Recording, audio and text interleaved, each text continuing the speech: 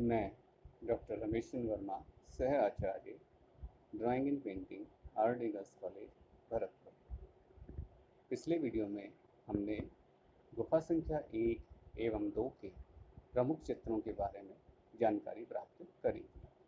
आज हम गुफा संख्या 9 के चित्रों के बारे में जानकारी प्राप्त करेंगे। गुफा संख्या 9 यह एक चैत्य गुफा है जो बौद्ध भिक्षुओं के उपासना स्थल के रूप में बनी है। इस गुफा का निर्माण ईसा पूर्व दूसरी शताब्दी में हुआ था। यहाँ पर हीनयान एवं महायान दोनों धर्मों से संबंधित चित्र मिलने के कारण इसका रचना काल तीसरी अथवा चौथी सदी तक विस्तृत माना गया है। इसमें एक पाषाण का स्तूप भी बना है। इस गुफा की दीवार के एक प्लास्टर खंड को उखाड़ने पर एक चित्र मिला जो एक बैठी हुई स्त्री का है। यह खोज ग्रिफिथ्स महोदय ने की थी। शेष प्रमुख चित्र निम्न प्रकार से हैं। पहला स्तूप पूजा, दूसरा नाग पुरुष और तीसरा पशुओं को खदेड़ते चरवाहे। स्तूप पूजा के चित्र में स्तूप की ओर जाते पुजारियों के दल को चित्रित किया गया है। इस चित्र को देखने से तत्कालीन वास्तु, मूर्तिकला एवं वस्त्राभूषण का ज्ञान होता है। जैसे अर्धवृत्ताकार स्तूप, तोरण द्वार, पुरुषों की लट्टूदार पगड़ी जिसमें लट्टू नुमा बड़ा गोल माथे से आगे निकल रहा है, पुरुषों के वर्गाकार चेहरे, बड़े बड़े मोतियों की माला, भारी आभूषण उस समय की आंध्र प्रदेश की मूर्तियों की याद दिलाता है। लटकते कमरबंद तथा निकले हुए पेट दर्शनीय हैं। इस चित्र में काला, हिरोंजी, पीला, हरा आदि रंग का प्रयोग हुआ है। फलतः इस चित्र का वर्ण विधान संकुचित है, यानी बहुत कम रंगों का प्रयोग किया गया है। प्राय सभी चेहरे एक समान हैं, जिसमें एक आदमी का दूसरे से अंतर करना कठिन है, यानी एक आकृति से दूसरी आकृति को अलग करना कठिन नजर आता है। हस्त मुद्राएं तथा आंखें भाव शून्य हैं। मानवाकृतियां छाया पुरुष के समान दिखाई देती है, यानी मानवाकृतियों के आंतरिक विवरण की शून्यता दिखाई देती है।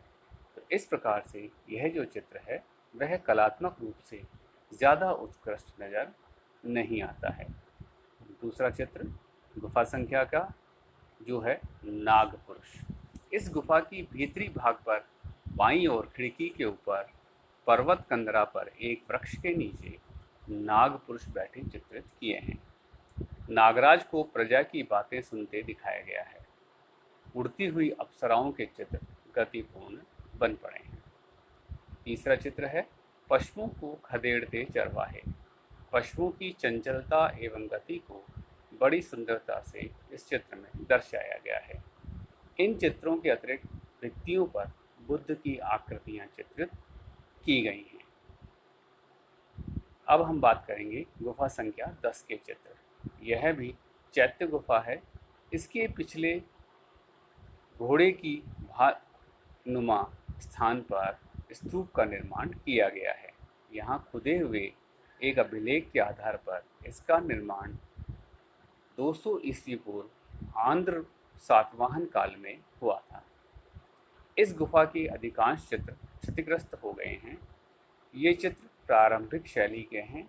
इनमें विशेष रूप से शक्तिशाली स्वतंत्र रेखाओं से हाथियों का अंकन किया गया है।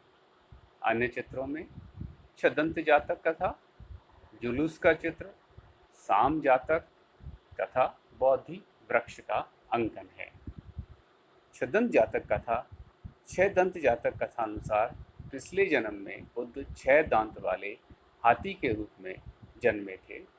इस दृश्य को चित्रित करने के लिए चित्रकार ने घने जंगल में हाथियों को जल क्रीड़ा करते दर्शाया है, जिसमें बरगद, गूलर, आम आदि के पेड़ बनाए गए हैं तथा 6 दंत गज अपनी हथनियों को सूंड से कमल पुष्प देते दर्शाया है।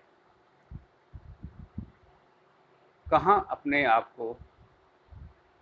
अपने आप को अजगर से बचाते हुए चित्रित किए हैं। दूसरे दृश्य में जंगल में प्रवेश करते व्याघ्र यानी शिकारी का चित्र है। वहीं छदंत रूपी बोधिसत्व स्वयं उनके आगे समर्पण कर देते हैं। तीसरे दृश्य में व्याघ्र काशीराज के अंतपुर में पहुंचते दर्शाया है। काशीराज की रानी सुभद्रा जो पूर्व जन्म में बोधिसत्व रूपी छदंत की हथनियों यानी पत्नी थी, जिसने डाहवश 6 दंत गजराज के दांतों को काटकर लाने की आज्ञा दी थी। डाह यानी ईर्ष्यावश। जब कटे दांतों को कहारों के कंधे पर देखती हैं तो वह बेहोश हो जाती है। राजा उन्हें सहारा देते हैं। पास ही 4 दासियां हैं जो घबराई हुई चित्रित की गई हैं। वह एक दासी रानी को सहारा देने को तत्पर दर्शाई गई है। यह चित्र कलाकार ने बड़ी सुंदरता से अंकित किया है। वीडियो में दर्शाए गए चित्र में आप देख सकते हैं कि किस प्रकार से पीड़ा में बेहोश हुई रानी तथा चिंता के मारे उनकी जो दासियां हैं वो उनके चेहरे के भाव स्पष्ट नजर आ रहे हैं। दासियां उनकी बेहोशी को तोड़ने के लिए उनकी पाँवों की मालिश कर रही हैं। राजा उनके सिर को सहारा दिए बैठे हैं तथा अन्य दासियां उनकी ओर अभिमुख दर्शाई गई हैं। यह अजंता के सुंदरतम चित्रों में से एक है। जुलूस का दृश्य। इस चित्र में स्तूप व बोधि वृक्ष की पूजा को जाते राज परिवार का चित्रण है। उक्त दल में सबसे आगे पैदल सवार, उसके बाद सशस्त्र घुड़सवार और उनके पीछे राजा 8 स्त्रियों के बीच में तीव्र गति से चल रहे हैं। इन स्त्रियों में 2 ने अस्थि मंजूषा ले रखी हैं। वह एक स्त्री पवित्र कलश लिए चल रही हैं। स्त्रियों के वक्षस्थल खुले हुए वह चेहरों पर अधीरता का भाव है। चित्र का निचला भाग टूट गया है, यानी स्त्रियां जो हैं चलते वक्त अधीर हो रही हैं और उनकी गति भी तीव्र है। यह भाव उस चित्र को देखने पर दर्शक को महसूस हो सकता है। तो इस प्रकार से अजंता के चित्रों में भावाभिव्यक्ति बहुत ही कुशलता से की गई है। अन्य चित्र साम जातक। 3री शताब्दी में बना यह चित्र श्रवण कुमार की कथा के अनुरूप चित्रित किया गया है। काले वर्ण में बने शाम को काशीराज के द्वारा तीर से मारे जाने पर एक देवी द्वारा पुनर्जीवित करने की कथा का वर्णन है। भागते हुए हिरणों का अंकन भी मार्मिक है, जिसमें श्याम नामक युवक को कंधे पर घड़ा लिए सुंदरता से बनाया गया है। अंधे माता पिता की आकृतियों में वेदना है। गुफा के स्तंभों पर बुद्ध की खड़ी हुई आकृतियां दर्शनीय हैं, जिनकी आंखों से सहज करुणा का भाव टपकता है। उनके कपड़ों तथा सिर के पीछे प्रकाशपुंज तेज मंडल बनाया गया है।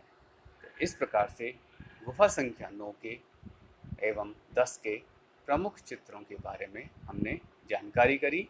शेष चित्रों के बारे में एवं उनकी विशेषताओं के बारे में आगामी वीडियो में हम जानकारी प्राप्त करेंगे। धन्यवाद।